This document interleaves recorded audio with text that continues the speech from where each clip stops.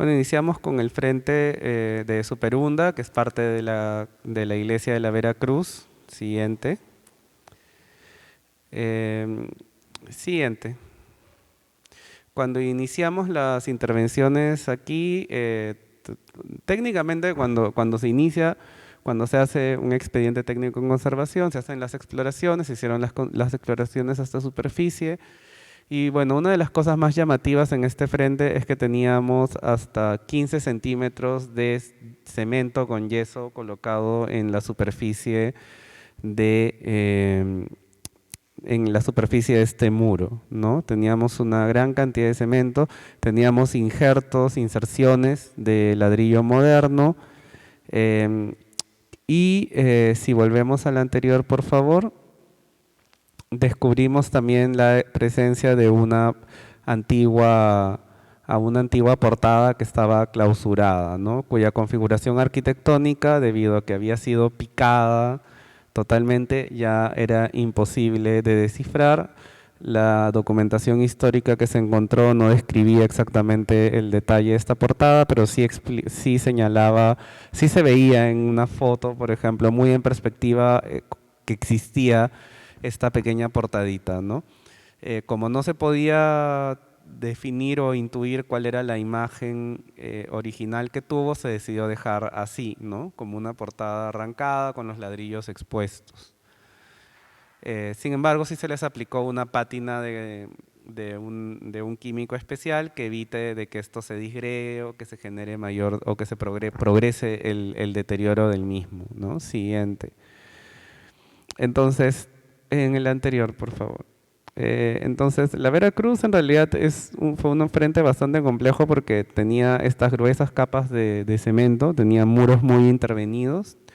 La parte superior de la, de la iglesia de la iglesia de la Veracruz tenía un parapeto de madera que no estaba en el mejor de los estados. Y en general todo había sido realizado posiblemente en este proceso de todas estas intervenciones que llevaron el muro a estar en este estado. em, Inician en realidad desde principios del siglo XX y tenían como fin un poco alisar o regularizar la superficie del muro, que en realidad originalmente había sido bastante irregular, que finalmente es la forma en la que quedó, ¿no?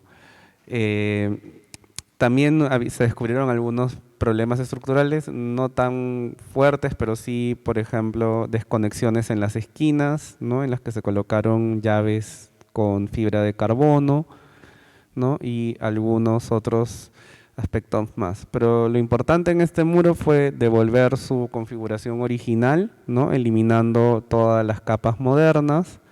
eh, También eliminando el parapeto que se había generado y que había alterado los niveles originales de altura de la capilla, ¿no? Y en ese proceso es que se descubre la portada, se descubre una ventana también, ¿no?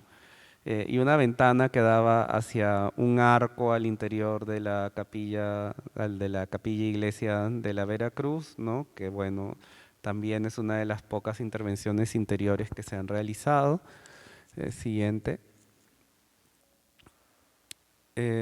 También, bueno, ahí está, bueno, en la foto con el número 8 es justamente esta ventana que se descubre, ¿no? Ahí en la ventana se descubre además con el derrame, con el color blanco, que es un color que ha sido muy característico del conjunto, que no es un blanco blanco en realidad. Si en realidad alguien lo comparara con un blanco blanco, se da cuenta que es un tipo marfil, ¿no? Se hizo la conservación de todos los vitrales, de todos los elementos, ¿no? Siguiente. Y bueno, el resultado arquitectónico es este muro en su imagen propia de principios, en realidad define de su imagen original, ¿no? Que sobrevivió como tal hasta principios del siglo XX y allí es que empezaron todas las alteraciones, ¿no? Se recuperaron los vanos, ¿no? Se recuperaron se recuperó no solo la textura original, sino también esto permite que el muro respire mucho mejor, porque si hay un problema que hemos tenido muy marcado aquí en el convento ha sido de la humedad, ¿no? Que es uno de los temas que ha sido más difíciles de solucionar. Siguiente. Lo siguiente, bueno, frente que llamamos Veracruz, que se ciñe principalmente a la portada de la Veracruz, a la recuperación también de el alineamiento arquitectónico que existía entre la Basílica del Rosario y el convento y la Capilla de la Veracruz, que era ese róleo que se restituye, ¿no? Siguiente. Siguiente. Sí, aquí en la foto 5 encontramos algo bien interesante. Lo que ocurre es de que luego del terremoto del 40, en las intervenciones que se realizan, se cubren todas las portadas o se cubre todo el convento con una gruesa capa de cemento.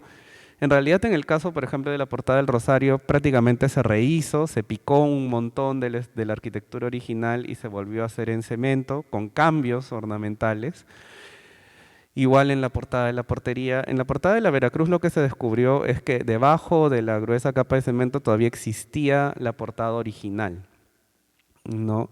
Y existía la portada original en bastante buen estado, estaban los ladrillos moldurados, incluso con restos de color, ¿no? Entonces, bueno, luego de una deliberación sí se tomó en este caso, en el caso de aquí, ya que en las otras las portadas ya no estaban completas, sino estaban totalmente picadas y todos los elementos ornamentales habían desaparecido. En este caso sí se decidió retornar al diseño original, que es ligeramente distinto al de los años 40, ¿no? Las restauraciones, como de manera general, las restauraciones del año 40 que se realizan aquí en este convento modifican la arquitectura, ¿no?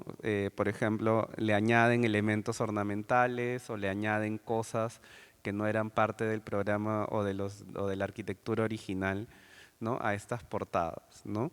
Ello también es un aporte de la época y también por esa razón se decidió preservar en todos lados, pero en esta portada, al encontrarse lo original, en tan buen estado, al encontrarse incluso con restos de pintura, se decidió sí hacer el retiro de todo el cemento y recuperar la imagen original de esta portada, ¿no? Siguiente. Y ese es el resultado final, ¿no? El resultado final, la parte inferior, que eran las basas de piedra, todavía se conservaban. Las basas de piedra no están en perfecto estado, pero se luce la arquitectura, se luce como eran. También aquí es patente en el que en este atrio se bajó considerablemente el nivel, es un nivel que ha bajado más de 50 centímetros respecto a cómo estaba, ¿no? Y eso permitió también de que se luzca las basas original, la parte más baja de las basas de piedra, que se pueda ver completa la imagen que tenía la arquitectura, ¿no? Y el resultado también muestra ahí ese color, los colores que tenía originalmente, ¿no? Porque se encuentran las capas de color original, incluso se encuentran capas posteriores, en este caso se decidió pintar con la pintura primigenia, ¿no? Se restituye las proporciones de toda la portada, ya que con la capa de cemento que tenía, había engrosado la portada, tenía una imagen ligeramente distinta, ahora tiene una imagen un poco más delicada.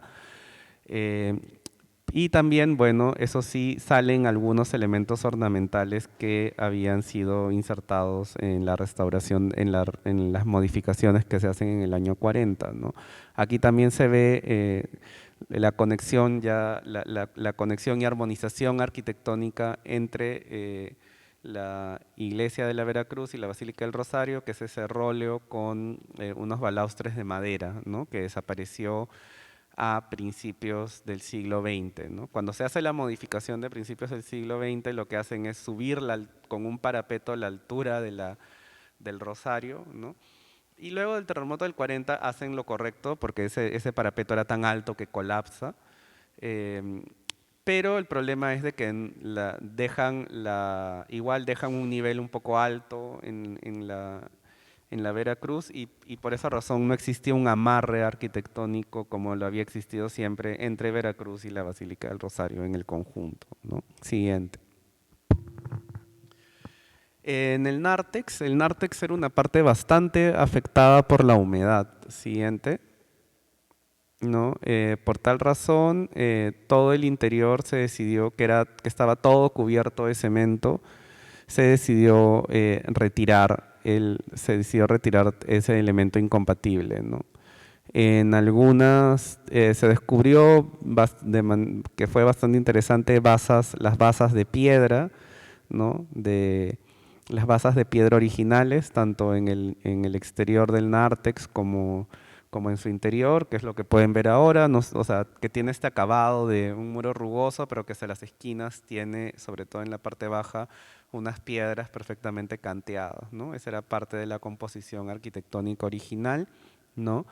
No existía, por desgracia, muchos restos de pintura o de mural. Lo que se encontró se ha dejado conservado y expuesto y lo pueden ver en algunas partes. Siguiente. Aquí se ve justamente el trabajo también en las gradas. Se retiraron las gradas de terrazo que se habían instalado en los años 70 y se recuperaron gradas de ladrillo con piedra siguiendo el diseño que se encontró, porque cuando se levantaron las gradas en realidad se encontraron también las gradas antiguas, ¿no? Siguiente. Y bueno, este es el resultado. Algo que no se ve ahí, pero que ustedes pueden apreciar es que si van al nártex, en el muro pegado hacia Girón Camaná, debajo de las ventanas se abrió una ventanita del piso antiguo. Este piso es de principios del 20 aproximadamente. El piso original en este sector era de canto rodado, ¿no? Se dejaron unas ventanas de canto rodado pegadas a la fachada y que además han permitido eh, que la humedad también evapore por ahí, ¿no? Y eso es algo importante porque en efecto, reitero, uno de los grandes problemas que tenía este conjunto es la humedad, la gran cantidad de humedad por capilaridad que sube por los muros, ¿no? Cuando hicimos el retiro de todo el cemento que se encontraba en esta zona, los muros prácticamente lloraban, o sea, porque había tantísima humedad que había estado contenida, ¿no? Pero de todos los monitoreos que hemos realizado hasta ahora, la situación está bastante estabilizada, ¿no? Con la intervención. Siguiente. Luego tenemos el atrio 2, que es el atrio que conecta el nártex con la portería del convento, el que hemos atravesado para eh, poder entrar aquí al museo, ¿no? Eh, En este caso, digamos, aquí hay dos intervenciones principales, que son la intervención de las fachadas, ¿no? Y la intervención digamos, del piso que contempló el descubrimiento y puesta en valor de restos arqueológicos, ¿no? Siguiente. En este caso se inició, bueno, con las exploraciones y también con la liberación primero, ¿no? O sea, con la liberación de los elementos no compatibles, incluyendo con el piso que tenía en ese momento este atrio. Siguiente. Aquí como detalle curioso, nuevamente, y es algo que se puede ver en el nártex, en realidad, en ambos lados, es que esas son las basas de piedra originales, que son las que hemos dejado expuestas, ¿no? Que tenían restos de color incluso, del color azul. También había un color negro, y esas basas de piedra habían sido cubiertas por ladrillo moderno con cemento, ¿no? ¿Por qué? Porque, y es algo que van a notar, si uno va al nártex ahorita, ve que existen unas basas más delgadas, llega un punto y se engrosan, ¿no? Em, en este caso se decidió dejar en la mayoría de la iglesia, eso sí, la intervención arquitectónica de los años 40, ¿no?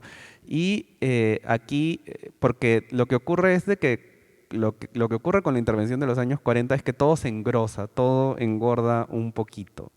¿Por qué? Porque todo tuvo un recubrimiento de concreto, de cemento o de ladrillo con cemento o también algunos refuerzos de concreto.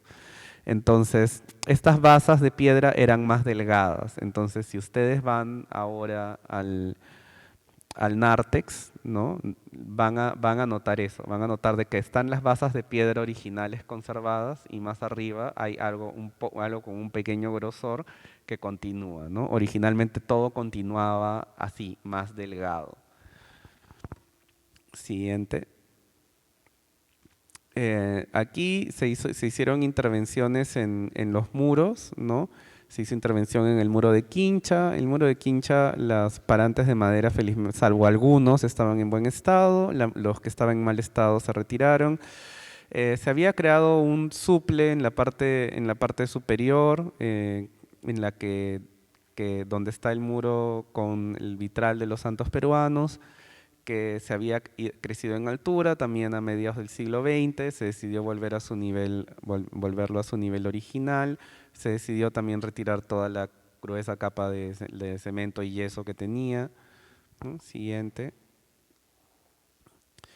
Se intervinieron los vanos, se intervino el vano que tenía una ventana que estaba bastante deteriorada, ¿no? Y bueno, se reemplazó por porque que no era una ventana muy antigua, la verdad, y se decidió reemplazar por una nueva carpintería. El vitral de los santos peruanos fue conservado en su totalidad, no solo fue la limpieza de los vidrios, la conservación de los elementos que conforman el vitral, sino también de su estructura, que tenía un ligero pandeo, estaba ligeramente deformada. Se hicieron la corrección de todas las deformaciones, ¿no? Para garantizar su preservación. Siguiente. Lo que es hacia el sector de la portada del museo se hizo una intervención interesante que fue, lo que ocurre es, si ustedes ven una foto antigua del convento, ven de que está la zona que, bueno, ahora conocemos como zona de tiendas, que era en esa época primero un conjunto de casas, y el muro del convento era más bajo, ¿no? En el terremoto del 40, este muro, mejor dicho, a principios del siglo XX, se decide subir y nivelar toda la altura, ¿no? Que era lo mismo que habían hecho con la Veracruz y la Basílica del Rosario, un muro que nivelaba toda la altura, ¿no? En el caso de la Basílica en el caso de la Basílica del Rosario con la Veracruz, en la intervención de los años 40 se decide quitar ese desnivel, lo cual estuvo bien, pero luego del terremoto del 40 aquí, a pesar de que se había dañado ese muro, porque es un muro es alto y está solito, es decir, no está conectado con nada, igual decidieron volverlo a hacer y dejarlo ahí, ¿no? Igual contaba con deterioros, o sea, fruto de los años que han pasado luego de la intervención del 40 y luego de los movimientos sísmicos que ha habido. Y lo que se decidió es devolverle a este muro su nivel y apariencia original, según se ve en las imágenes de fines del siglo XIX, ¿no? Entonces lo que vemos ahora es que el muro de la portería recuperó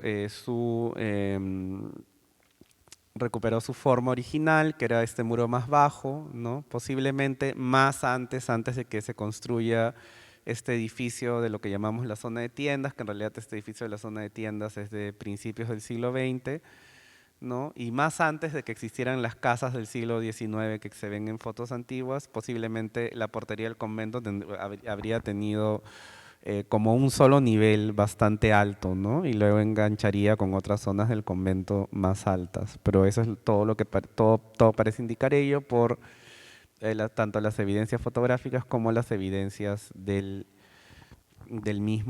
las evidencias que encontramos al momento que hicimos la liberación, ¿no? Es decir, estamos hablando de que la portería muy posiblemente habría tenido un solo nivel. Siguiente. Bueno, también en la parte baja de los muros se retiraron todos los elementos de concreto, de cemento, con ladrillo moderno que se habían encontrado, ¿no? Siguiente. Y luego hubo los grandes descubrimientos arqueológicos. Uno de ellos fue el ingreso a la cripta de lo que era la antigua cofradía de Nuestra Señora del Rosario de los Naturales, ¿no? Se encontró allí el pozo del osario, ¿no? Hacia afuera, hacia adentro estaba el acceso a la cripta, ¿no? Bueno, se hicieron labores de exploración arqueológica. Siguiente. Luego se descubrió el pozo, ¿no? Este pozo eh, que, digamos, en algún momento formó parte del convento. En las fotos antiguas no se logra ver, las pocas fotos antiguas que hay de este sector no se logra ver un pozo, ¿no?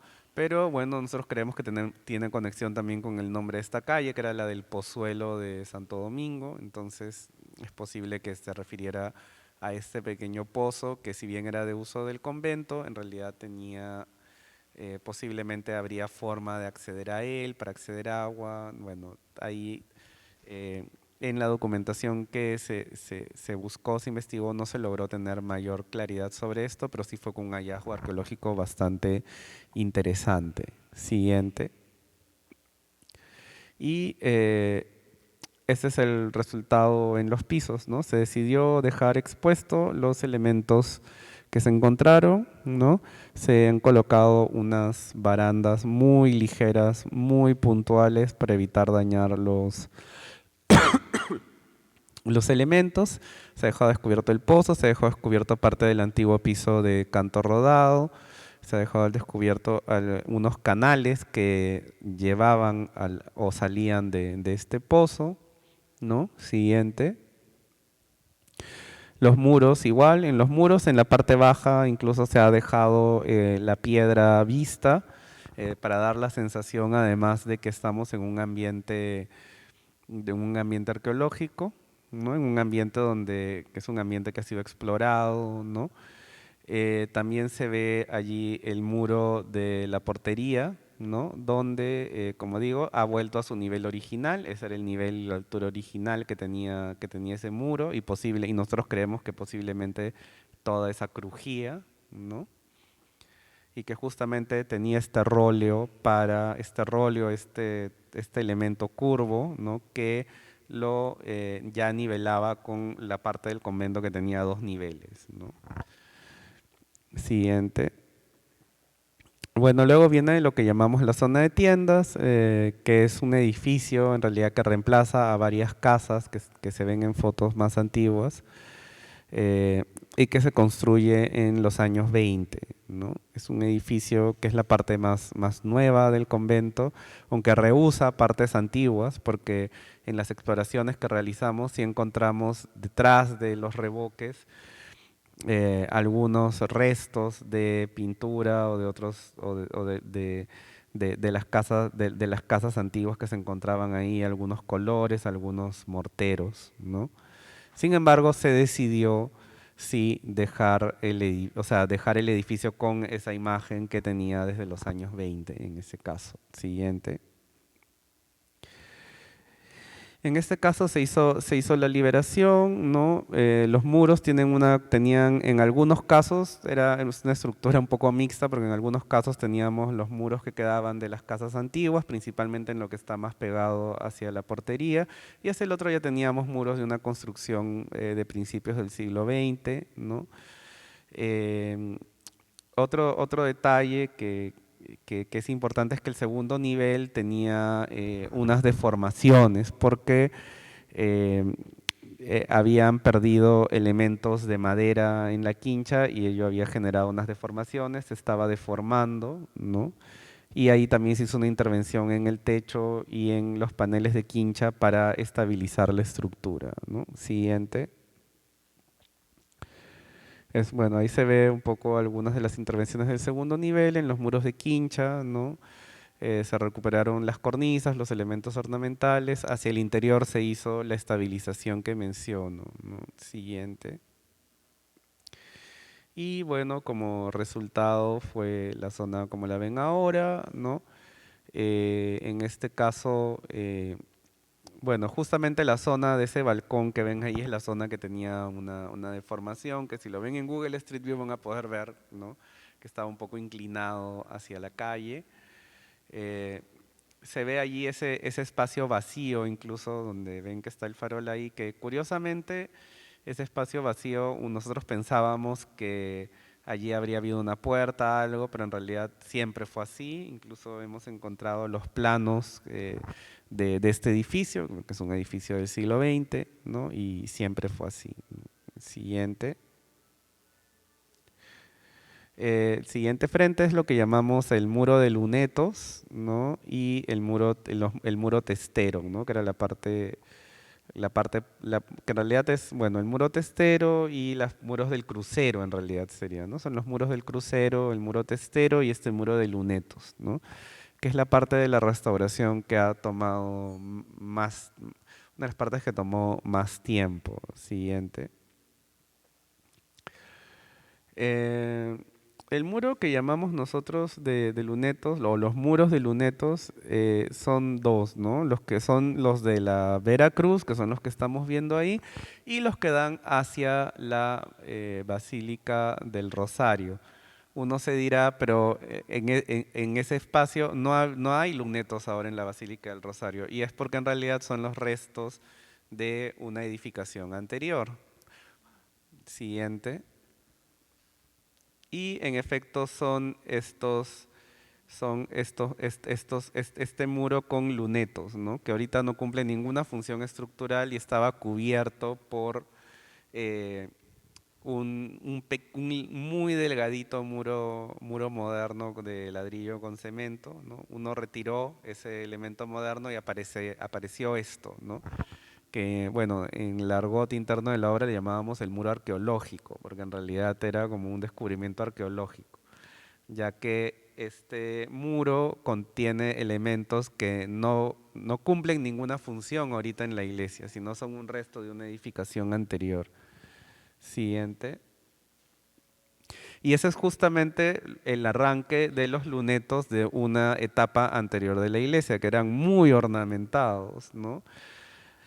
Creo que no está en estas imágenes, pero es porque es un espacio casi inaccesible, pero incluso metiéndonos en el espacio que ahora dejan los cupulines de las naves laterales de la Basílica del Rosario, queda incluso uno de estos lunetos completo y se ve la decoración que tenía, que era muy barroca y que incluso queda también con restos de colores que eran dorado con azul, ¿no? O sea, tenía apliques dorados. Entonces, es uno de los muros más interesantes. Tenía restos de pintura mural, restos de veneras, que es lo que vemos en la imagen 4, ¿no? Que vemos que, bueno, que es una imagen compuesta por dos. Una es, se ve esta pintura mural que se ven los restos, que era una pintura sobre base blanca con algunos ornamentos. Se ve este luneto, el resto de la decoración de este luneto, que es el arranque de una venera, de una forma tipo concha, ¿no? Y actualmente si suben al techo sí ya se puede acceder a ver este espacio, ¿no? Que nosotros esperamos en algún momento pueda ser visitado porque es muy interesante, ya que son los restos de una etapa anterior. ¿Qué etapa anterior? En realidad bastante difícil de saberlo, ¿no? Lo que nosotros creemos es que potencialmente podría ser la iglesia que sufre serios daños en el terremoto de 1687. Siguiente. En lo que respetan a los muros del crucero y el muro testero, ¿no? Teníamos a ambos lados los óculos, ¿no? Parte de estos muros, de estos óculos, todos estos óculos y estas estructuras en realidad son de principios del siglo XX, ya que si uno ve en las imágenes más antiguas, lo que había aquí era dos ventanas, ¿no? Se reemplaza por este óculo. Bueno, una vez que se hace la liberación total del revoque, bueno, mucho de la madera porque eso ocurre con muchas intervenciones que se realizan en el siglo XX, es que la madera que se utilizó no necesariamente era la más adecuada en este caso y se había picado bastante rápido, entonces, bueno, hubo que hacer varios reemplazos, varios injertos de madera para poder garantizar la estabilidad de la estructura. Se restauró íntegramente el vitral, que es de principios del siglo XX. Siguiente. ¿No? Lo mismo, ¿no? Con todos los elementos ornamentales que no están a vista en la mayoría de los casos, pero sí se intervinieron todos, se intervinieron los muros y todos los elementos propios del muro testero. En el mismo muro testero también existían algunos agrietamientos, ¿no? En esos agrietamientos se colocaron llaves con fibra de carbono para evitar que el templo continúe deteriorándose. Estas grietas en realidad son bastante antiguas, No necesariamente amenazaban la ruina del edificio, pero son grietas que con cada movimiento sísmico poco a poco se van abriendo. Entonces lo que se hizo fue hacer un trabajo de devolver un poco a un estado más estable a través de fibra de carbono, que es un material bastante moderno, pero muy compatible con lo antiguo, y con algunas mallas para que el revoque tampoco se agriete. Siguiente. Y bueno, este es el resultado. Aquí se ve un poco cómo se ve por fuera este muro que llamamos arqueológico. Estos son esos lunetos, ¿no? Los lunetos dan hacia un muro más actual, que es el muro que, que es el muro actual de la Basílica del Rosario, ¿no? Y en el que está más allá, si uno entra, sí se puede meter un poquito, puede ver restos de esa venera. Y si uno entra en el espacio extremadamente estrecho y claustrofóbico que existe entre este muro y ese otro muro que es de madera y quincha, puede ver cómo eran por dentro algunos de estos lunetos, ¿no? Que además es algo que continúa. No sé si ustedes han visto la fachada aquí del atrio 1. Hay como una ventana que se abrió, pero en esa ventana, en vez de mostrar una ventana, lo que se ve es una pintura roja con unas flores. Ya, esa es la continuación en realidad de esto, ¿no? Y nosotros creemos de que es un muro además que es más delgado, por eso creemos de que son la iglesia cuando luego del terremoto de 1687, que ocurre un engrosamiento de los muros en la iglesia, ¿no? Entonces este muro más delgado es un resto, es un vestigio, ¿no? Del muro de del templo con esa configuración arquitectónica. Siguiente. Y aquí, bueno, parte del muro testero, el muro donde se ve el óculo también, el óculo ya completamente restaurado, el muro completamente restaurado. Siguiente. Aquí otras intervenciones que se hicieron en los muros testeros, todo donde había vitrales, ventanas, todo se ha intervenido, así no sea visible desde la calle, todo ha sido intervenido, toda la madera ha sido restaurada, todas las carpinterías han recibido su debido mantenimiento, igual que los vitrales. Siguiente. Luego viene la parte del atrio 1, ¿no? Que es el atrio principal en realidad, que es el atrio por el cual se accede. Siguiente. ¿No? Aquí en la fotografía 1 es justo lo que yo les mencionaba, ¿no? Que hay esta ventana, pero esta ventana da hacia un muro pintado de rojo. Eso es porque cuando luego de alguna reedificación de la iglesia, lo que hacen es engrosar el muro. Y no lo engrosan tumbando el muro anterior, simplemente lo complementan.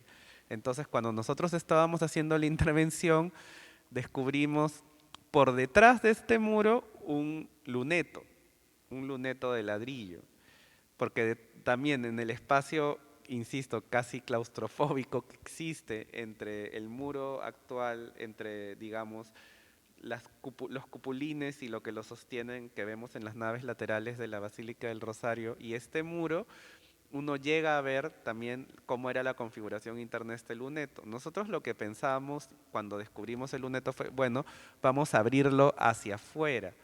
Y cuando empezamos a tratar de abrirlo hacia afuera, lo que descubrimos es que también existía esto, ¿no? Que existía evidencia de que este era un muro más delgado y lo habían anchado y que al momento de nosotros, eh, digamos, hacer perforaciones en este muro súper ancho, que es el que tiene ahora, ¿no? Encontramos que tenía incluso el acabado, ¿no? Porque es un muro, ¿no? El muro lo ensancho, pero en vez de tumbar el muro anterior y lo ensanchado, me queda pintura en el medio, ¿no?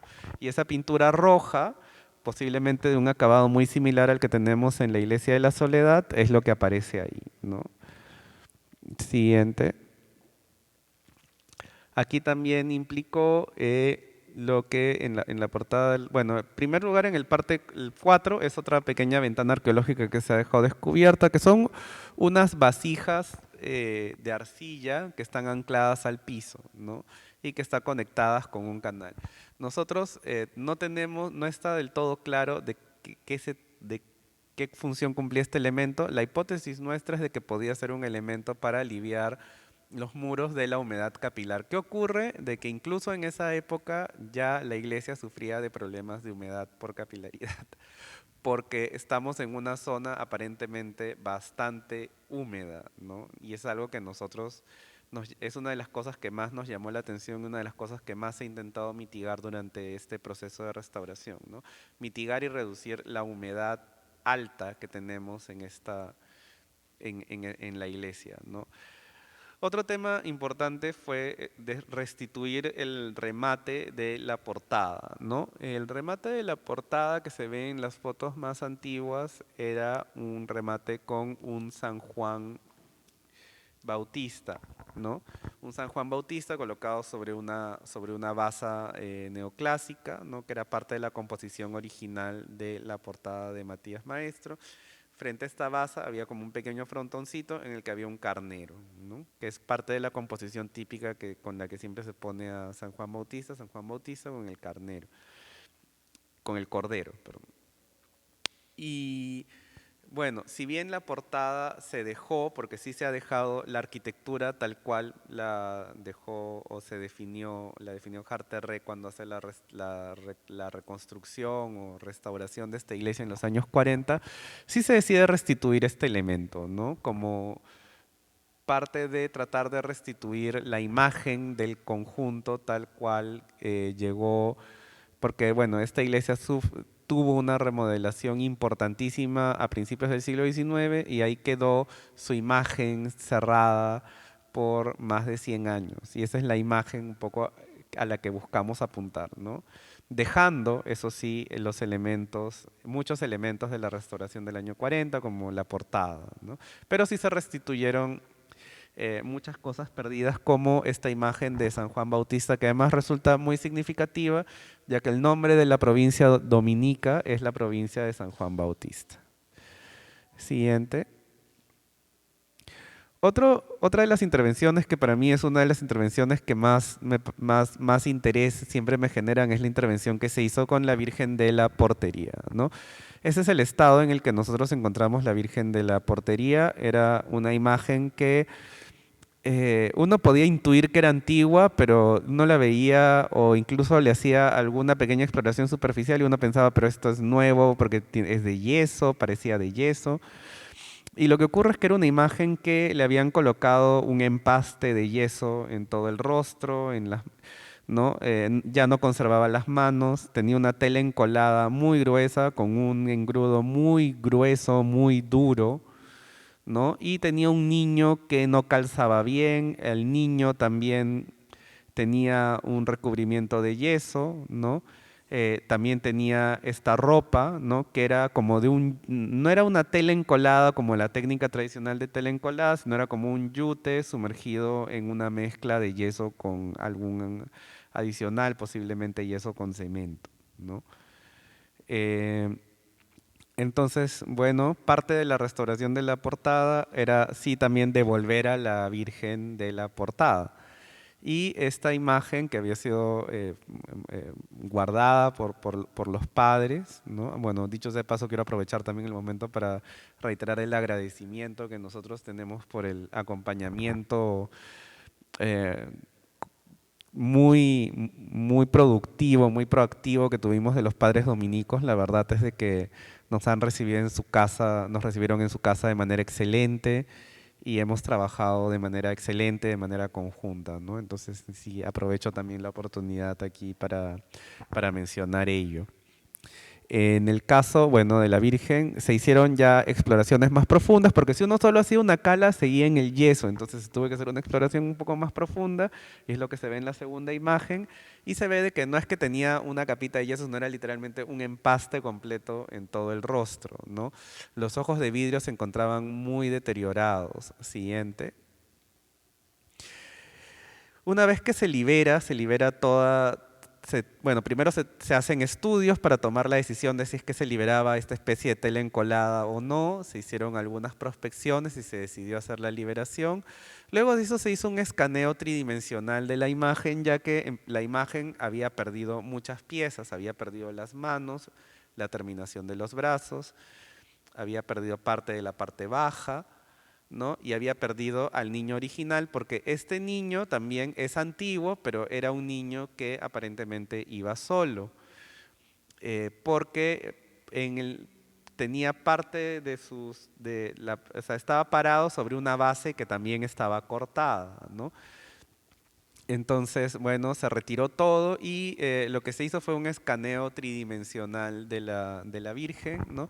Para poder hacer un análisis de cómo podía hacerse la restitución de los elementos de la Virgen y cómo, si es que se iba a ser un niño nuevo o se iba a recuperar este niño y volverlo a poner, ¿no? Porque no sabemos en qué momento es que se rearma nuestra composición. Otro detalle curioso es de que en efecto en el vestido de la Virgen, en la túnica que tiene, sí se encontró pintura, se encontró rojo, se encontró dorado, ¿no? Y en el rostro también se encontró una carnación original, pero también que la cabeza, o sea, la cabeza de la Virgen no es la de ese cuerpo, sino en realidad teníamos una Virgen que tenía la cabeza, una cabeza que no sabemos de dónde había salido, un cuerpo que tampoco sabíamos de dónde había salido, y teníamos un niño que tampoco sabíamos de dónde había salido. Entonces, se hicieron los análisis de correspondencia y se tomó la decisión de eh, mantener esta composición porque no teníamos más evidencia de, por ejemplo, en qué momento se inserta esta cabeza. Esta cabeza tiene una apariencia bastante neoclásica, posiblemente esta intervención de cambio de cabeza fue en el a principios del siglo XIX con las remodelaciones de Matías Maestro, no encontramos información documental. Y en el caso del niño, el niño cuando se le retira la túnica de yute con yeso que tenía, se descubre que el niño estaba el cuerpo estaba en buen estado y contaba con su policromía completa, ¿no? Porque este era un niño que no estaba no estaba necesariamente vestido, sino era un niño que tenía su policromía completa, estaba pintado por completo, no era un niño de candelero. Y en el caso de la Virgen, bueno, entonces se buscó iconografía, ¿no? También con los restos de los brazos que se encontraron y se hizo un análisis. Primero, antes de empezar la talla, se decidió hacer un análisis por computadora de ver cuál podría ser una posición de las manos que sea adecuada y luego recién de que ya se determinó cómo iba a quedar la composición final de la imagen, se hizo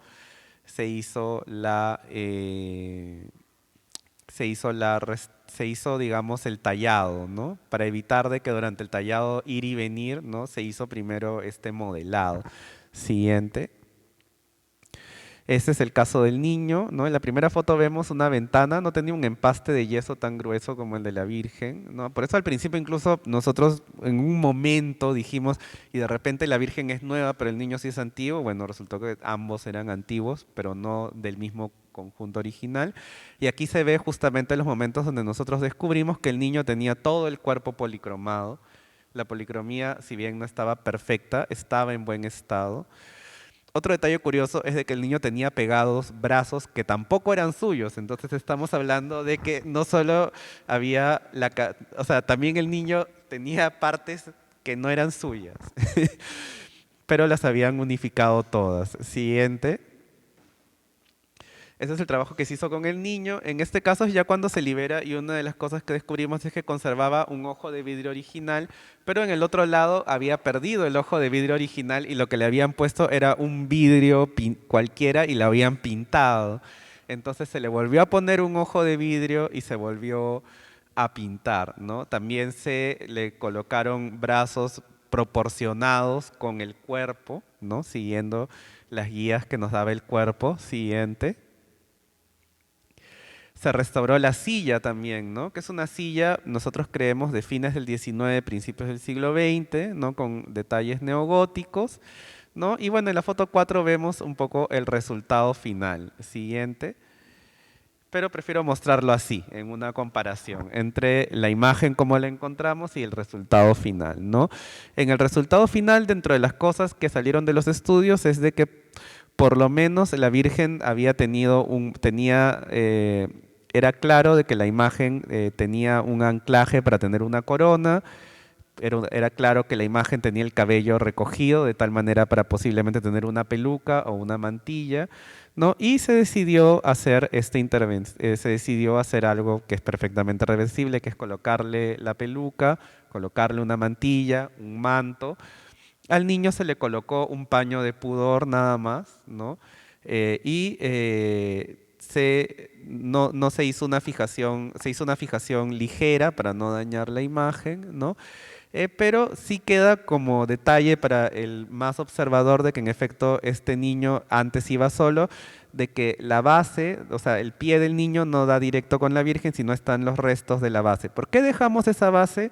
Porque esa base es antigua y si uno saca al niño y lo ve y ve esa base tiene restos de dorados y de otros detalles más. Entonces se decidió dejar esa base y la Virgen se ve como un conjunto armónico y uno puede, y para el más observador sí va a notar un poco quizá la historia de esta conservación y todo lo que le había pasado a esta pobre imagen en realidad. Pero y siempre me gusta hablar mucho en detalle de esta imagen porque creo que es muy representativa de lo que fue la restauración del convento, en el sentido que es una caja de sorpresas, ¿no? Uno hace el análisis, hace las calas, hace todo, pero al momento de ejecutar es que realmente empiezan a salir las cosas y al final encuentra cosas de muchísimos tiempos que vienen de muchísimos lugares y lo que uno tiene que buscar es que sea armónico, pero esa armonía tampoco puede dañar lo original, ¿no? Entonces, ese equilibrio es el que buscamos al momento de restaurar la Virgen y en realidad es el mismo equilibrio, el mismo detalle, el mismo cuidado con el que se trabajó el conjunto, ¿no? Sí. Siguiente.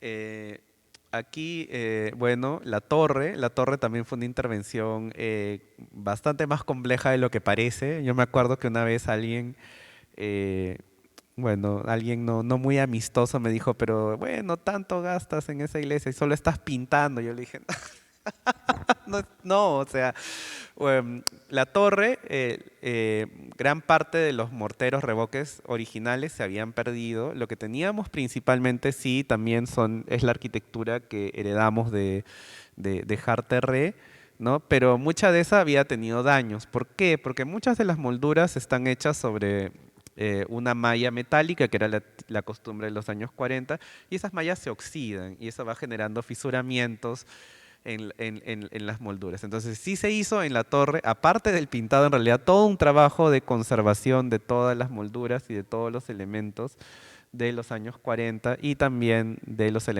pocos elementos más antiguos que se encontraron. Aquí en la torre también implicó bueno, ya creo que Roxy sobre el tema de los colores va a hablar muchísimo más a detalle, pero fue también toda una investigación documental, investigación con las calas. La mayor información de color en realidad en muchos casos los encontramos en las basas de piedra que les mencioné que descubrimos, donde ahí estaba el color exacto, tal cual, el azul, el tono de azul, ¿no? Porque uno dice, es azul, pero ¿cuál tono? Bueno, ahí estaba el tono, ¿no? Y bueno, ahí sí no los voy a spoilear de la exposición. Siguiente, por favor. ¿No? Bueno, nuevamente no quiero caer en spoilers. Bueno, lo que sí fue importante aquí también fue la restauración del arcángel. Este arcángel tiene una historia bien interesante porque el arcángel original era un arcángel de bronce, ¿no? Que a fines en realidad casi a mediados, fines del 19 se pierde y se reemplaza por uno de madera, ¿no? El que bueno, se pierde por un incendio. Y este de aquí de madera tiene el detalle curioso de que tenía la firma del artista, ¿no? Que es Nicolas Young, que es un artista que estuvo activo en el Perú justamente a fines del siglo XIX. Y en realidad este arcángel de- eh, sigue el estilo del artista, ¿no? Entonces de eso también podemos inferir que el arcángel original definitivamente tenía otro diseño, ¿no? Porque este arcángel sí sigue el mismo estilo del artista, o sea, tiene su impronta, ¿no? Se restauró, había perdido un ala, estaba en bastante mal estado también, ¿no? Como acabado final se les decidió dar un símil bronce, ¿no? Ya que habíamos encontrado restos de pigmento de cardenillo ahí. Bueno, nuevamente no quiero seguir spoileando la parte de color que viene después. Siguiente. ¿no? En la parte baja de la torre del atrio 1, ¿no? Lo que se decidió hacer aquí y se tomó esa decisión por la alta humedad, y es que usualmente cuando se hace una edificación nueva, siempre se hace una losa, ¿no? Una losa de concreto o una base de cemento para colocar el material. En este caso, la arqueología ya nos había definido que este piso había sido originalmente de ladrillo, y lo que se decidió aquí fue colocarlo sobre una cama de arena directamente, ya que era además un espacio protegido. Y también se decidió que el ladrillo, si bien estos no son ladrillos tan artesanales porque en realidad están hechos de tal manera que tienen un alto grado de resistencia, aún así han sufrido un poquito, pero en general son bastante resistentes. Pero esto de aquí, ¿por qué? Porque esto permite que mucha de la humedad que normalmente estaba subiendo por los muros de la iglesia pueda salir por la superficie, ¿no? En días donde hay mucha humedad, sobre todo en invierno, nosotros veíamos cómo había puntos del piso que se humedecían. Y eso es bueno en el sentido que si esa humedad no estaría saliendo por ahí, estaría saliendo por los muros de la iglesia, ¿no? Entonces creo que fue una buena decisión, y aparte también se decidió hacer pegado a la iglesia una especie de zanja de ventilación, ¿no? Con grava, y van a ver ahí unas rejillas. ¿Por qué? Porque justamente lo que buscamos es un poco, que es similar al sistema que curiosamente existía en el virreinato, que eran estos jarrones que menciono, que hemos dejado como resto arqueológico, que lo que buscan es lo mismo, es generar ventilación para que la humedad del entorno no suba por los muros de la iglesia, ¿no? Esto es un problema que es muy común en Lima. Lo que ocurre es de que los muros, ¿no? Uno los ve sólidos, duros, rígidos, pero en realidad los muros, sobre todo los muros de material tradicional, sean de ladrillo o sean de adobe, son porosos, ¿no? Son muy porosos. Y por esos poros sube agua, ¿no? Y esa agua que sube por el poro, ¿no? Luego tiene que salir, ¿no? Antiguamente, como los revoques eran porosos, salían por ahí, ¿no? Y eso lo que terminaba haciendo era, no se dañaba el muro, se dañaba el revoque sí, porque obviamente el agua que sube del suelo no es un agua purificada, sino es un agua llena de sales. Entonces si las sales salían, iban reventando a veces el revoque, ¿no? Eh, ¿Qué ocurre cuando uno le pone cemento y pintura látex? Es como ponerle un impermeabilizante. Entonces el agua no puede salir. El agua y las sales se quedan en el muro. Y eso de allí por fuera se ve lindo, pero por dentro el muro se está destrozando. Entonces por eso es de que a veces es mejor tener un revoque que sí sale su salsita y todo, pero el muro está respirando, ¿no? Pero para evitar sales en los muros igual se hizo la zanja de ventilación, que ¿qué hace? De que esta humedad, en vez ya ni siquiera que suba por el muro, se evapore en esta zona que está entre el muro y el suelo, ¿no? Siguiente. Bueno, ese es el resultado del atrio con sus pisos de ladrillo, con el sistema, bueno, con el sistema de iluminación. Siguiente. Bueno, el resultado del atrio también se construyó un símil de muro pretil. Aquí había una reja originalmente. Otros decidimos hacer una reinterpretación del muro pretil. No teníamos el diseño del muro pretil original, entonces se decidió hacer un muro pretil con un diseño contemporáneo, pero muy respetuoso con la iglesia, que tuviera toda una base de piedra, donde hubiera un espacio donde, bueno, técnicamente no es eso, pero la gente se puede sentar, que es un espacio más agradable, ¿no? Y también un poco recuperar el volumen, ¿no? que tenía la iglesia, ¿no? Que tenía en realidad un pretil bastante bonito, con una esquina, con una portada, con un frontón, pero no había suficiente evidencia como para saber realmente cómo era. Siguiente. Luego tenemos el sector de Chabuca, que en realidad esto originalmente no era una fachada del convento. Esto era parte, había edificación aquí. Y eso va a ser fruto, y eso va a ser el origen de muchas de las cosas que encontramos. Siguiente.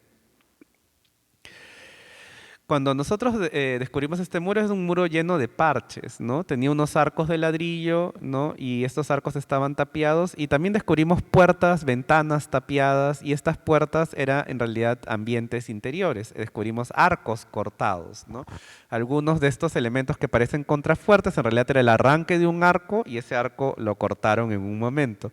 ¿Por qué? Porque todo esto era parte del interior del convento, ¿no? Siguiente.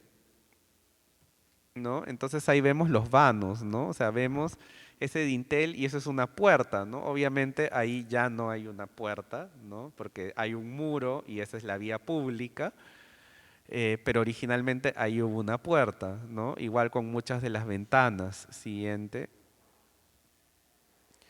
Habían muchísimos problemas en realidad en ese muro, ya que era un muro que había sido parchado muchas veces y habían hecho parches modernos con ladrillo, con cemento, que estaban generando deterioro en el adobe, porque el adobe tiene la particularidad, en las partes que eran de adobe, ¿no? Porque es un muro de ladrillo con adobe. Pero el adobe tiene la particularidad que se lleva muy, muy mal con el cemento, ¿no? Entonces cuando uno le pone ladrillo con cemento, en realidad el deterioro es bastante rápido. Siguiente. Y bueno, este es el resultado final, ¿no? En las puertas que originalmente comunicaron con el convento estos espacios interiores, se han hecho unos murales contemporáneos que te muestran como si tú estuvieras viendo el interior del convento, ¿no? Esto como un guiño para quien lo vea desde fuera, de que en realidad lo que están pisando en algún momento era parte del convento y eran habitaciones, conexiones que existían con el convento, ¿no? No era un espacio exterior. Y ahora es una fachada y se decidió darle este guiño al original. Siguiente. Luego, bueno, la restitución de la columna conmemorativa. En realidad surge como parte de siguiente. Bueno, se hace porque lo que ocurre es de que se encuentra, bueno, la data, teníamos la data documental sobre esta columna, la data fotográfica sobre esta columna y aparte también se descubre un pequeño osario, ¿no? Que posiblemente era lo que marcaba esta columna. ¿Por qué razón? Eso es lo que nosotros todavía, la investigación no ha podido determinar, pero teniendo todos los elementos y habiéndose visto la presencia de una columna con una cruz, tanto en grabados del siglo XVII como en fotografías del siglo XIX, se consideró que era un elemento importante y por eso se decidió restituirlo, ¿no? Y se restituye con la imagen que tuvo en las fotos del siglo XIX, ¿no? Con una cruz patriarcal. Siguiente. Y bueno, ese es el resultado de la columna que ahora todos pueden ver en el atrio. Siguiente. Luego vino el trabajo en la cúpula, ¿no? En la cúpula, en los techos, ¿no? Que en realidad fue uno de los trabajos más largos, bueno, un poco silenciosos. Quizá muchos notaron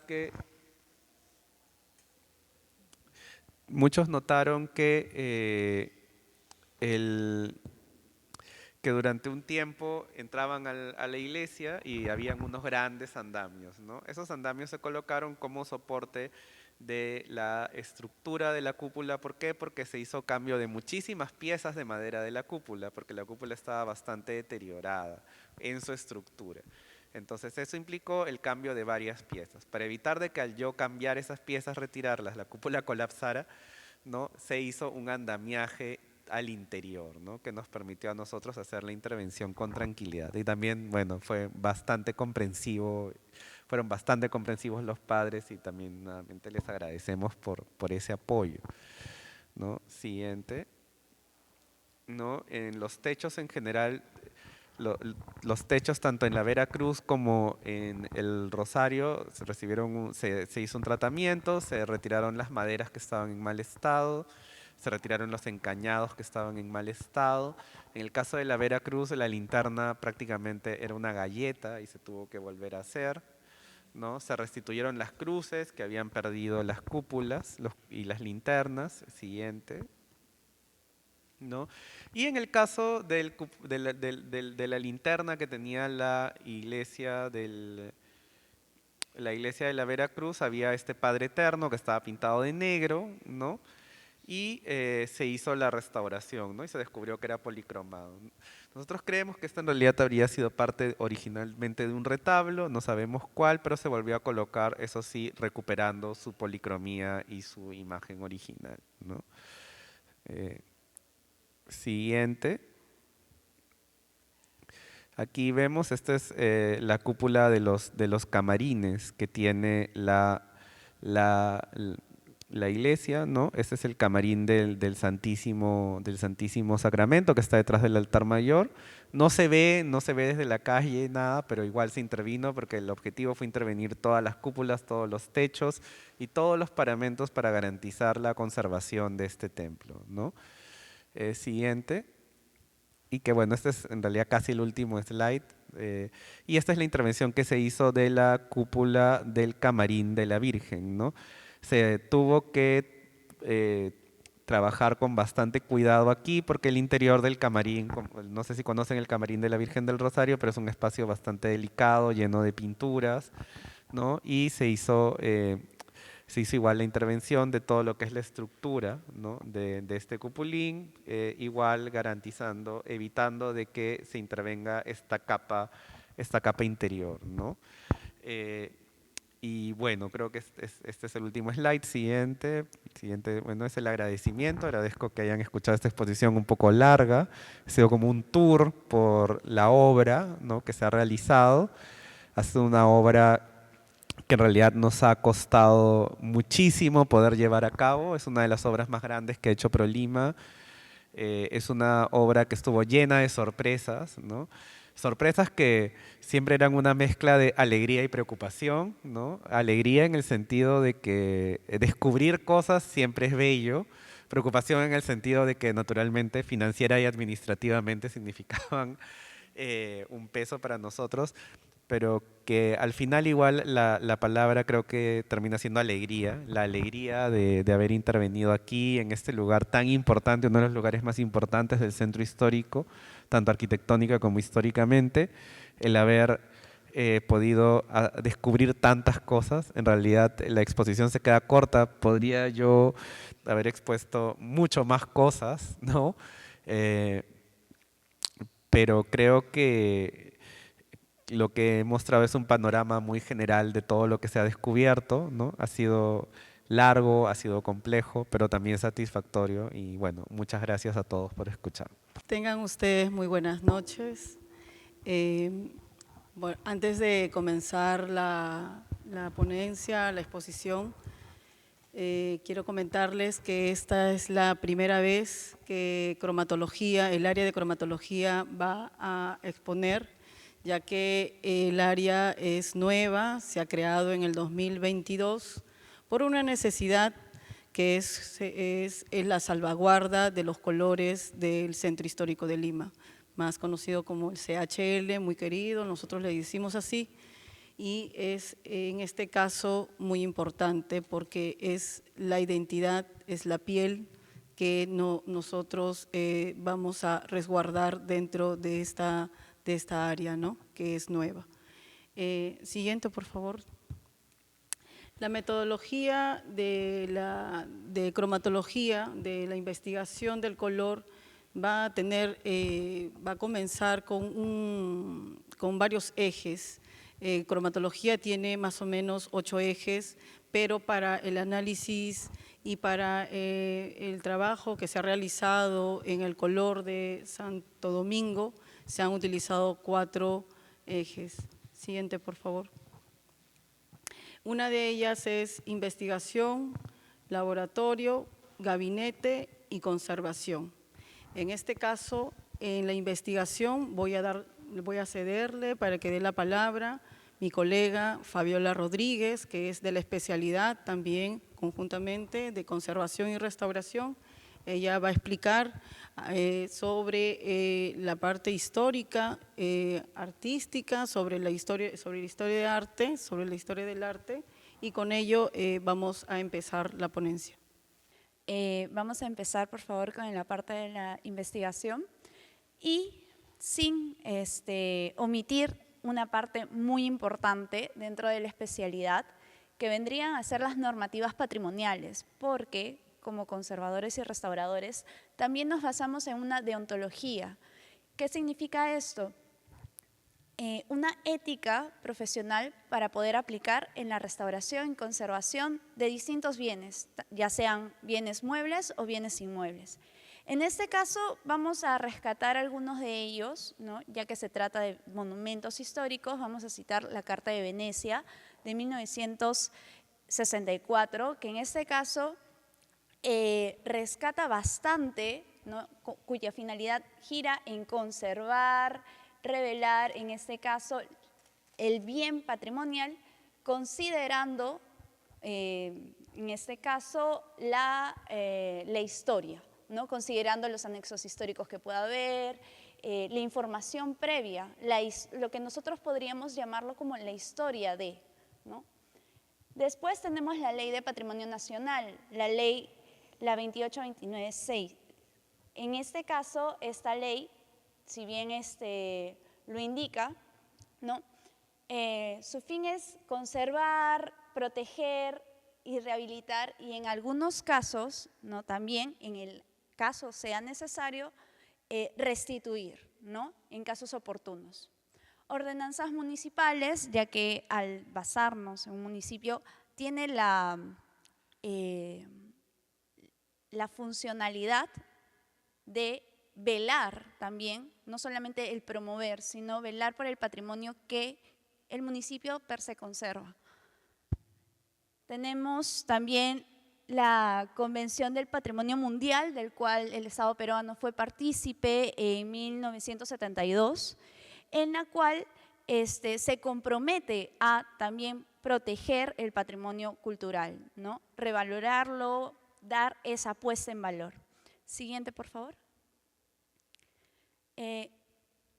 Dejando de lado un poquito la normativa, vamos a ir un poco y de manera muy breve en cuanto a la historia que va teniendo el convento de Santo Domingo. Bien sabemos que la llegada de los dominicos viene conjuntamente con Francisco Pizarro. Ellos desembarcan acá en las costas y la orden de predicadores llega. ¿En qué año? 1532. Consecuentemente, ya en 1535 se funda el convento de Santo Domingo. Ya esta orden tiene esta funcionalidad de evangelizar, catequizar, ¿no?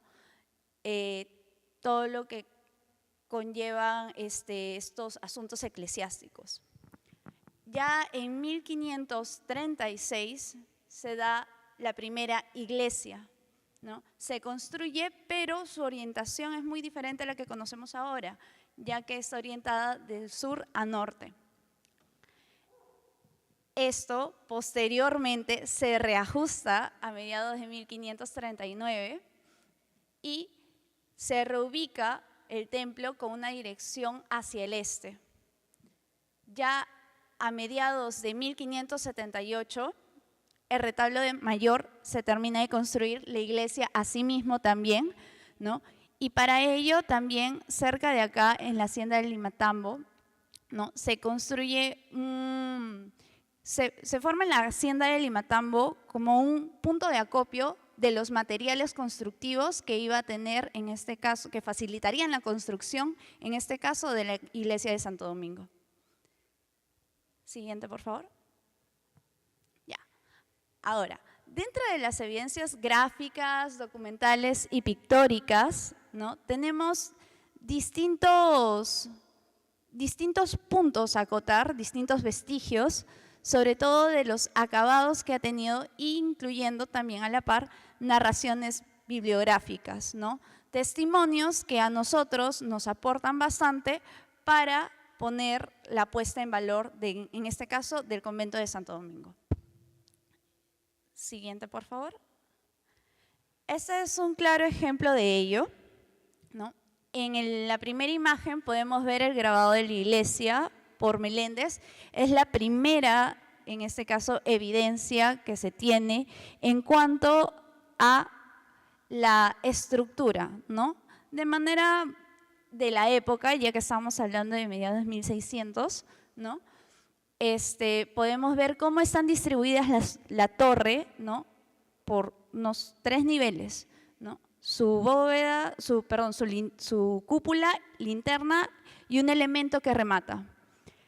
Otro detalle, no sé si han podido tener el privilegio de verlo al momento de ingresar acá a la sala capitular, está al inicio, justo en la sala donde se puede ver el artesonado, un cuadro de Manuel Carrillo. Este óleo sobre lienzo es un retrato del Monseñor Pasquel, ¿no? En el cual una cuarta parte del cuadro se puede develar cómo ha estado la iglesia de Santo Domingo. Y un detalle es que al ser un óleo sobre el lienzo vamos a ver color. Y si lo pueden ver, en este caso ya al momento de salir, les invito para que puedan observarlo, se pueden ver ciertos detalles, por ejemplo, de la balaustrada verde, en la parte de la torre, lo que destaca actualmente, ¿no? Que es la parte del marmoleado color celeste, ¿no? Estos azules vibrantes.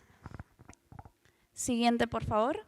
Esto es algo que también vamos a ver que Middendorf lo va a rescatar dentro de su escrito del 1894, Perú, observaciones y estudio del país, habitantes durante la permanencia de 25 años. Middendorf ahí señala de una manera más amplia y detallada cómo se están disponiendo estos colores, tanto en la parte del muro, la parte de la torre, ¿no?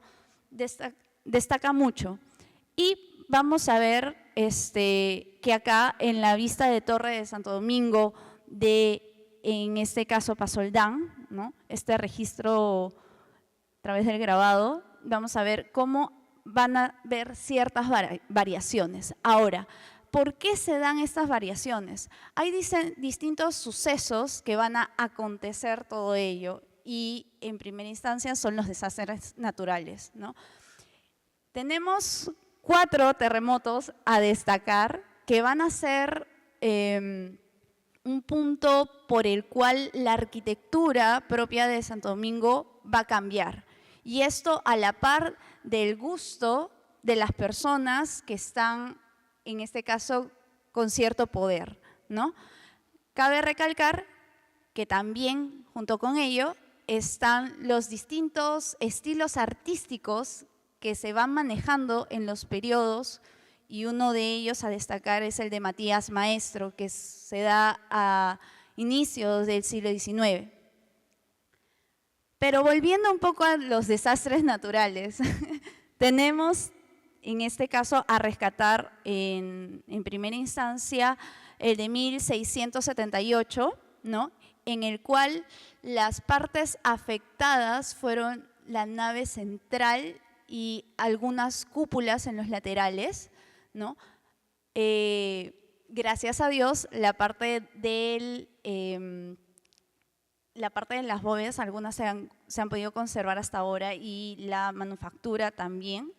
Es por ello que es un elemento muy, muy destacado que cita Marta Barriga, del cual aún se conservan este estilo arquitectónico a diferencia de otras iglesias. Luego tenemos el terremoto de 1687, ¿no? Donde ahí prácticamente no tenemos registros gráficos, ¿no? Tan solo textuales, pero la torre se viene abajo. Perdemos la Torre de Santo Domingo, y no solamente ellos, sino algunas de las portadas también. Y para el terremoto de 1746 también, o sea, después de haber sobrevivido tanto tiempo y volver a reconstruir la torre, también llega a ser afectada, y por un tema de riesgos se vio la necesidad de ser apuntalada, ¿no? Para evitar que en este caso los habitantes puedan sufrir algún tipo de daño. Posterior a ello tenemos el famoso terremoto de 1940, que destruye bastante, afecta muchísimo al centro histórico, ¿no? En general, ¿no? Bastantes iglesias se vienen abajo, a un aproximado de 25 viviendas se mantuvieron en pie, ¿no? Las demás se vieron gravemente afectadas, pero vamos a ver que igual en este caso, vamos a ver a continuación algunas fotos, ¿no? de lo que… Siguiente, por favor. Siguiente. En la siguiente, por favor, otra más. Ya. Ahí vamos a poder ver algunos de las evidencias, ¿no? de este terremoto de 1940, ¿no? Como podemos ver, gran parte de el primer nivel de la torre, perdón, el último nivel de la torre ha sido gravemente afectado, por lo cual también se vio conveniente derrumbarlo, ¿no? Para, en este caso, HART-R pasar a tener la batuta para el tema de la restauración en 1940. ¿Podrías retroceder, por favor? Justo podemos ver en esas imágenes, ¿no? En esos pequeños registros, parte de estos cambios, ¿no? Estos cambios estilísticos que también se van dando a través de los años. ¿De qué nos sirve esto?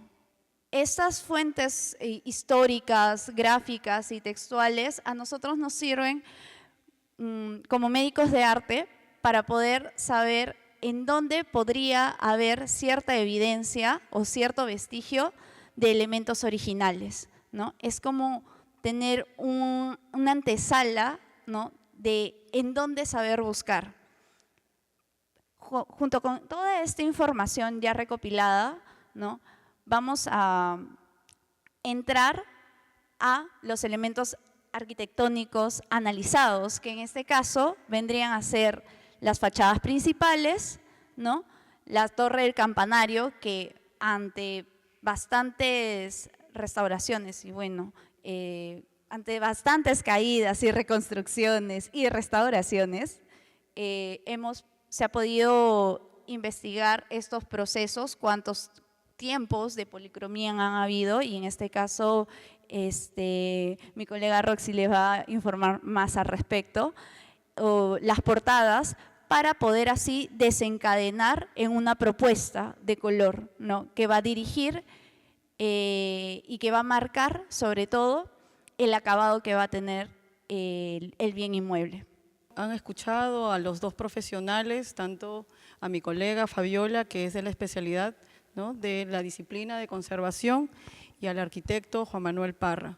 Es así como nosotros podemos ubicar un color histórico, porque el trabajo tiene que ser, o la labor tiene que ser multidisciplinaria. Esta labor, para poder encontrar la piel, como algunos lo llaman, la epidermis, algunos le dicen así, la epidermis, ¿no? Es un trabajo muy exhaustivo, muy dedicado, muy sutil también, ¿no? Cada disciplina nos va a aportar, de acuerdo a ello, un dato para poder llegar al color histórico.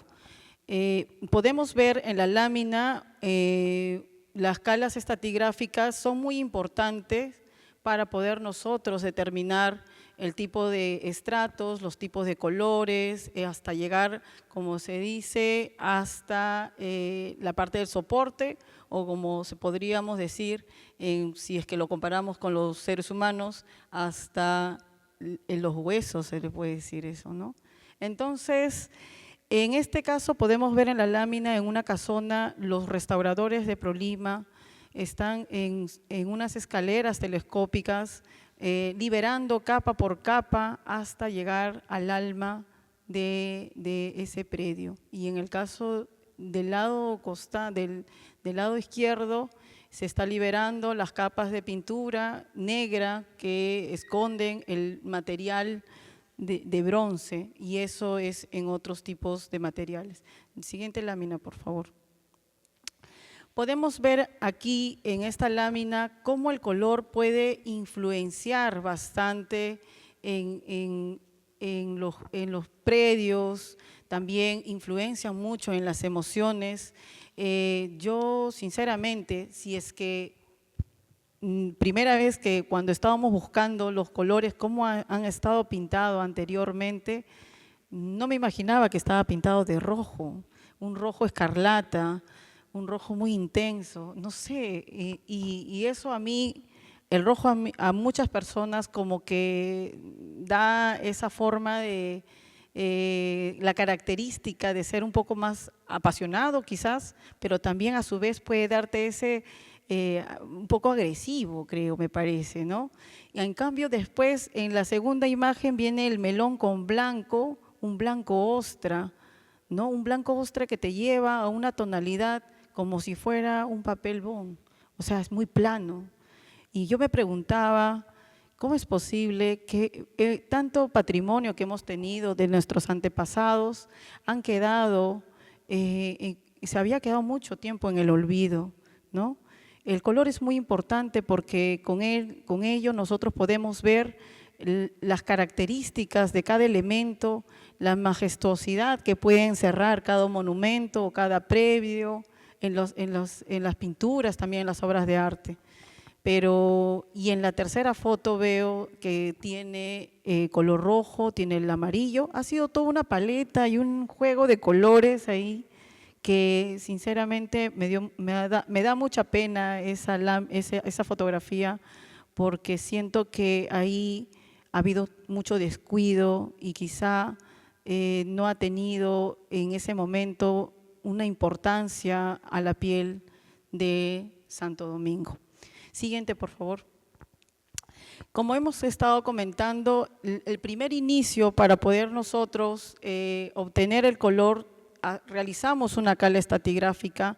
En la lámina podemos nosotros ver que hay una muestra que es extraída así como si fuera una biopsia. Cuando le retiran a los seres humanos, nosotros los restauradores o los conservadores más que todo, retiramos una pequeña muestra como si fuera una biopsia para analizarlo dentro de la oficina o del área de cromatología para ser más exhaustivo cuántas capas de pintura va a contener o de estratos, en este caso de cada elemento de Santo Domingo. Y como vemos, ahí encontramos una diversidad de colores que ha estado teniendo en sus momentos Santo Domingo. En el costado tenemos una ficha de calas estratigráficas que van a comentarnos sobre los momentos que han sido pintados. En un momento ha sido rojo, en otro momento ha sido melón y en un momento ha sido azul. Pero como comentaba, en este caso el arquitecto Juan Manuel y mi colega Fabiola se han encontrado estos vestigios justamente en lugares donde la mano del hombre no ha podido llegar, que es el azul que explicaba que había en una ventana y ahí ha encontrado una pintura mural que está custodiada en una máxima capacidad de color amarillo con dorado. Siguiente, por favor. Esa foto es muy significativa, ¿no? Porque en esa búsqueda, ya que habíamos encontrado ventanas o en las calas estratigráficas los colores azules y dorados, en cromatología estábamos buscando el color equivalente porque hacemos nosotros ahí un análisis comparativo mediante los pigmentos porque hay que saber que en un azul tenemos una variedad de gamas. Tenemos el azul añil, tenemos el azul ultramar, tenemos el azul cobalto y así una infinidad de colores azules, pero no hallábamos exactamente el color para llegar a ese matiz que nos teníamos en las muestras originales, primigenias, que habíamos extraído cuando hemos llevado a cromatología. En esa foto es muy significativa porque fue en la época que todavía teníamos a Héctor Walde, al arqueólogo, que me llamó mediante el área de arqueología y me comentó que había encontrado un terrón de azul. Ese terrón de azul nos ayudó a los cromatólogos para poder llegar al azul exacto, porque estábamos matizando con el ultramar y una infinidad de gamas de azules con magentas, pero al llevarnos ese terrón de azul que estuvo dentro de una excavación a 45 centímetros de profundidad, lo llevamos a cromatología, lo analizamos y nos dimos con la sorpresa de que era el pigmento cobalto. Y es ahí donde empiezan a nacer la variedad de tonalidades de color, tanto en sus muros, en los detalles. Ya teníamos el color exacto para poder sacar el azul que iba a estar pintado en ese lienzo blanco que estaba esperando darle su color histórico. Podemos ver en una de las figuras pequeñas, vemos un azul que se podía encontrar mientras liberaban todos los estratos que se encontraban con cemento, en algunos casos había con cementos y eso hacía que se estrapara ese color muy antiguo. Siguiente, por favor. Ahí tenemos también el pigmento, ese pigmento estuvo tan atrapado en este soporte o en la tierra, estuvo muy impregnado y he tenido que sacar pepita por pepita, así como si fuera a sacar el oro, ¿no? He estado buscando para poder llegar a encontrar ese pigmento y poder analizarlo.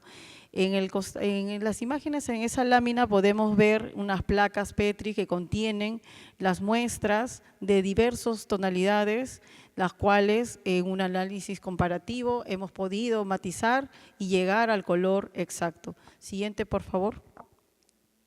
Ahí está el pigmento muy antiguo, es como yo les he sacado con una pinza, he estado cirniendo, para mí parecía ya sacar como el oro, ¿no? Y al final de ello está custodiado ahora por cromatología dentro del área.